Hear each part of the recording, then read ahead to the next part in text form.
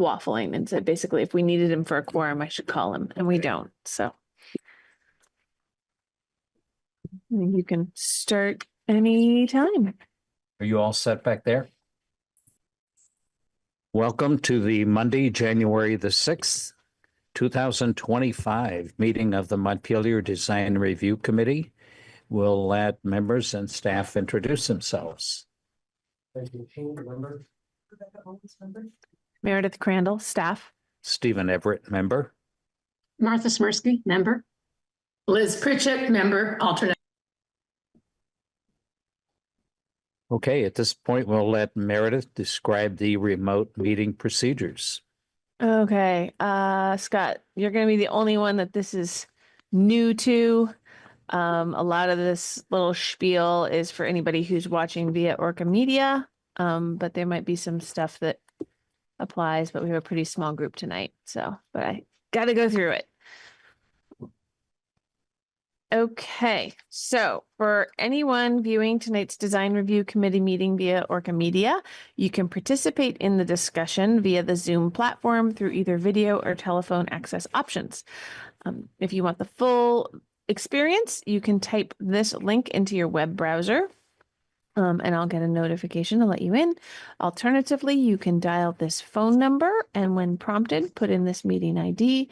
And again, I'll get a little notification and let you into the meeting. If anyone is having problems accessing the meeting, please email me at mcrandall@montpelier-vt.org. For those attending via Zoom, turning your video on is optional. We do ask that everyone please keep your microphone on mute when you're not speaking to help reduce background noise. And note that the Zoom chat function should be used only for troubleshooting or logistics questions.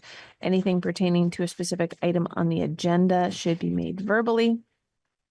I'm going to skip a bunch of the stuff because we don't have any general members of the public on tonight. In the event the public is unable to access tonight's meeting, it will need to be continued to a time and place certain. I'll now hand the meeting back over to the chair. Unless anyone else has anything to add at this point, do I hear a motion to approve the agenda? So moved. All in favor, speak your names. This is Martha. I say second. Okay, sorry. Rebecca. Ben. Steve. Martha. Liz. Okay, the agenda is approved. We can go to the first application for One National Life Drive. For National Life, review the new ground sign. Is someone here to describe it? Yes, Scott Rogers here. I'm the head of facilities with National Life Group. Okay. Oh, would you like me to jump right in? Sure, go right ahead. So the sign we're proposing to put at the bottom of National Life Drive is a carbon copy, although a tad smaller, like an inch in each direction, of the sign that we have at the end of our driveway, main entrance off of National Life Drive. Part of the impetus for this, and it actually goes back a little ways, so forgive me if I go on a little bit of a tangent, but I've been at National Life about 6 years. Prior to joining National Life, I worked for the state of Vermont and oversaw statewide highway maintenance and operations, including sign law. And my office was here in the National Life building. And I would host folks from the maintenance districts regularly, and getting people from around the state to find us. And, you know, it goes back 20 years or so. So you couldn't say, hey, look for the sign when you get off the highway. It was look for the first right or turn at the light. And I always wondered why there wasn't a sign. And then I researched sign law, since we were partly responsible for enforcing it, and learned that for on-premise signs, there was a distance that the sign had to be within from the driveway.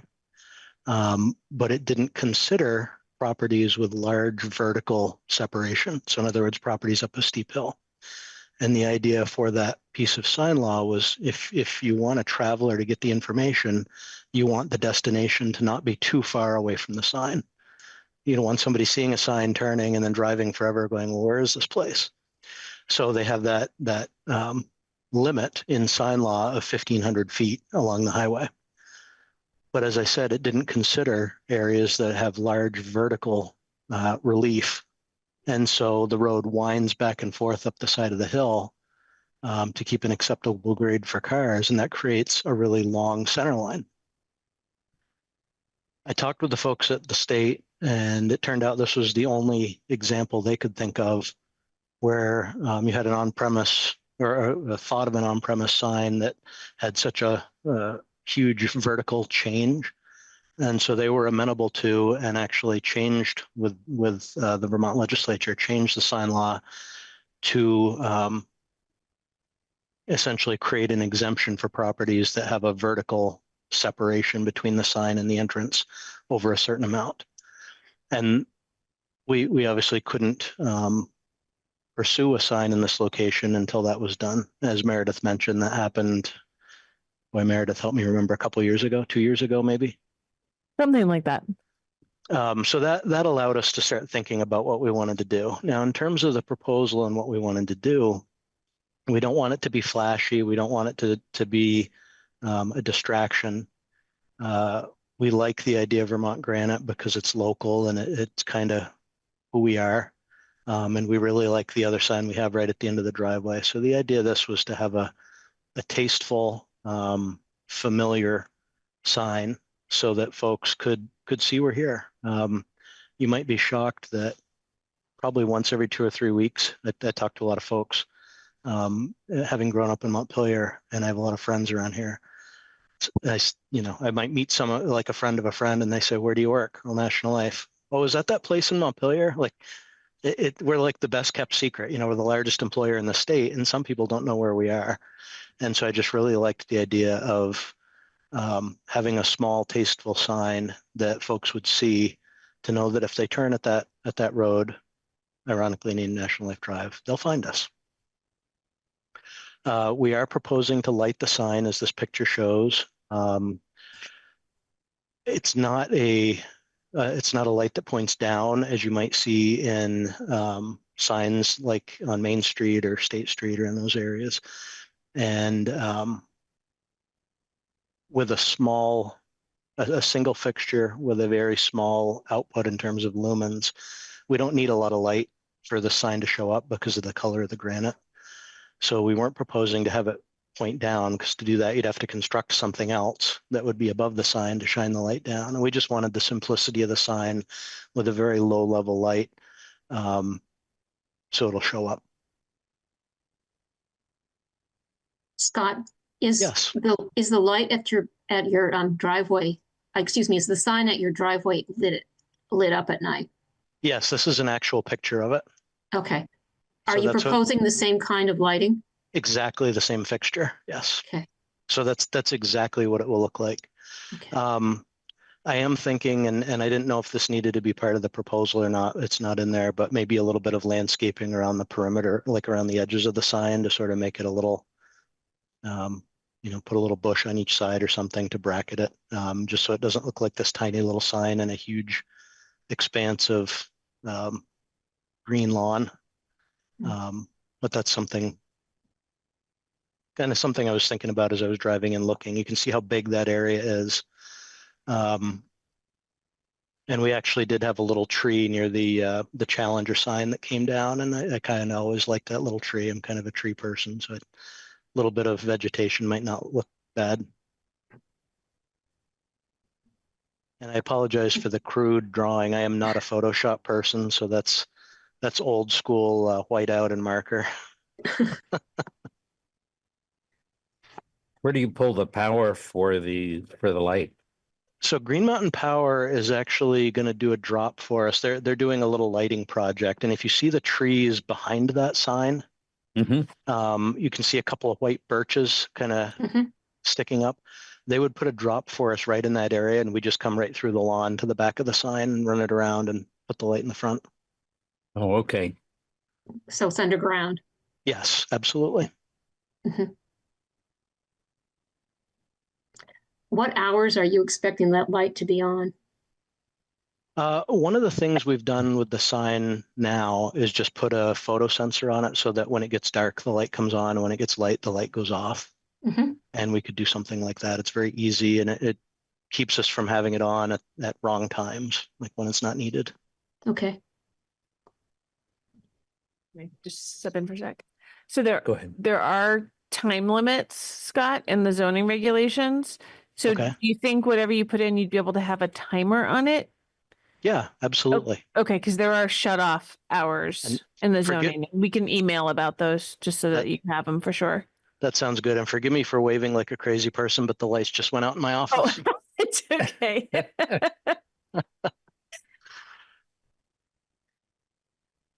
Anybody? use- any other- We use motion sensors to save energy. And if you sit here on a meeting for long enough, you're in the dark. In every I sense of the just- word. Yeah. I just have a question really about the design. I think it looks really nice.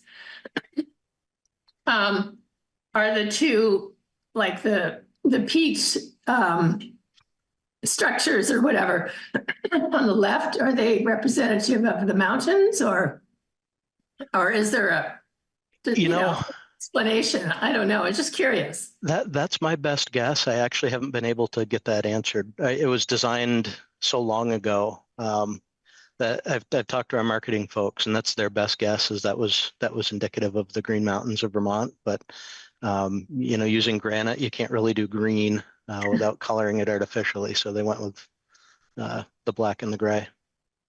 No, it looks very nice. Thank you.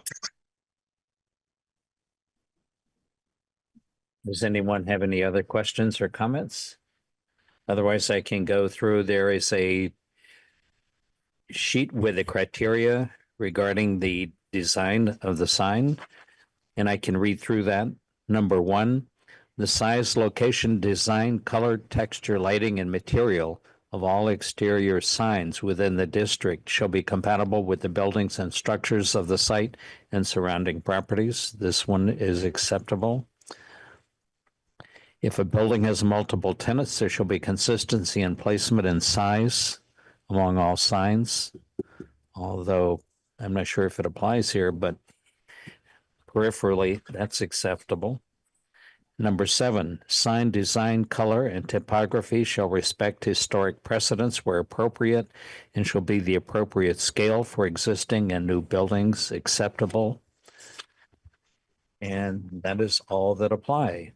All in favor of the sign applications, speak your names. Ben, Rebecca? Stephen, This is Martha. I say yes. Liz? Yes. so the sign is approved. And we'll let Meredith give you the next step. So Thank you all. Scott- yeah, you're welcome. Because it is a new ground mounted sign, I'll need to do a administrative site plan report.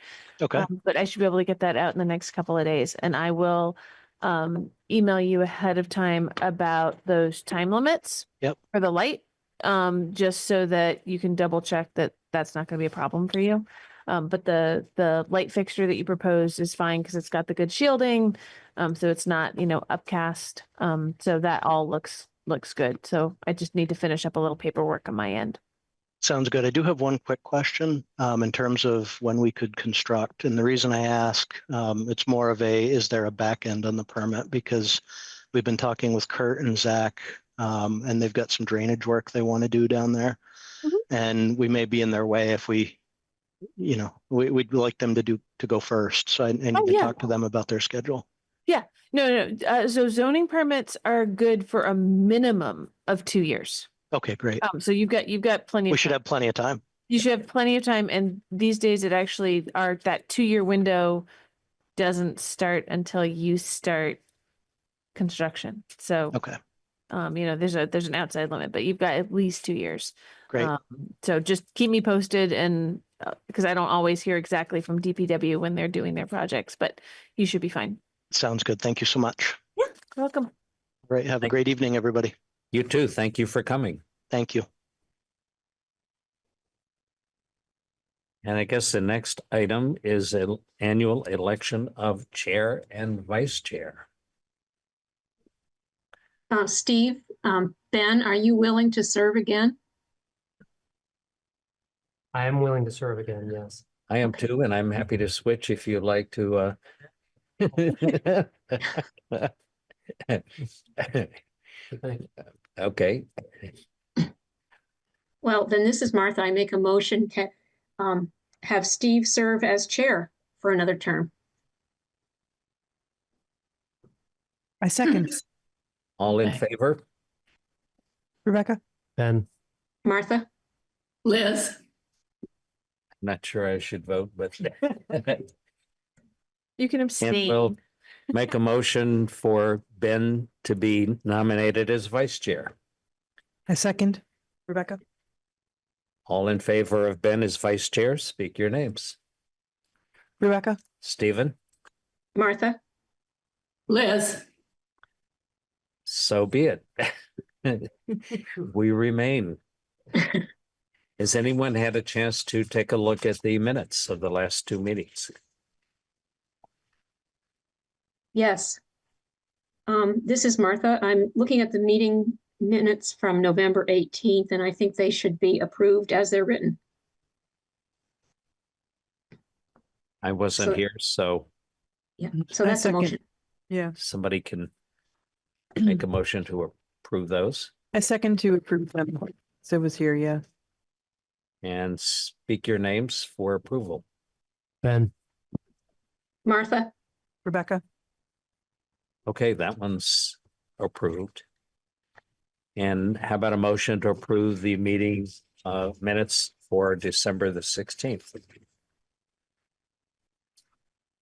This is Martha again. I make a motion to approve the minutes for December 16th. This is Rebecca. I second. All in favor, speak your names. Rebecca? Martha? Stephen?